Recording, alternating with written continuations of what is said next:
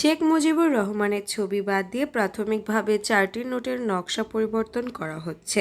পরবর্তী সময়ে ধাপে ধাপে দেশের সব ধরনের ব্যাংক নোটের নকশা পরিবর্তন করা হবে। আগামী 6 মাসের মধ্যে নতুন 4 ধরনের নোট বাজারে ছাড়তে যাচ্ছে বাংলাদেশ ব্যাংক।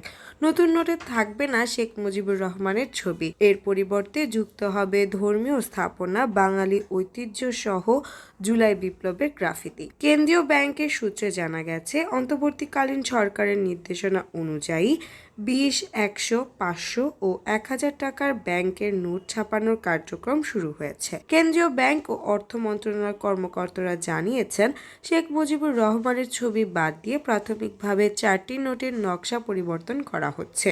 পরবর্তী সময়ে ধাপে ধাপে দেশের সব ধরনের ব্যাংক নোটের নকশা পরিবর্তন করা হবে। এর আগে গত 9 সেপ্টেম্বর অর্থাৎ মন্ত্রণালয়ের অর্থ বিভাগে বাংলাদেশের ব্যাংকের নতুন নোটের বিস্তারিত নকশার প্রস্তাব জমা দিতে চিঠি পাঠায়। তবে নতুন নোট মুদ্রণের বিষয়ে চূড়ান্ত সুপারিশ করবে কেন্দ্রীয় ব্যাংকের মুদ্রা ও নকশা উপদেষ্টা কমিটি। বাংলাদেশ ব্যাংকের মুখপাত্র ও নির্বাহী পরিচালক হুসনে আরা শিখা বলেন, নতুন টাকা ছাপানোর বিষয়টি অনেক দূর এগিয়েছে। আশা করি আগামী 6 মাসের মধ্যে বাজারে আসতে পারে নতুন টাকা।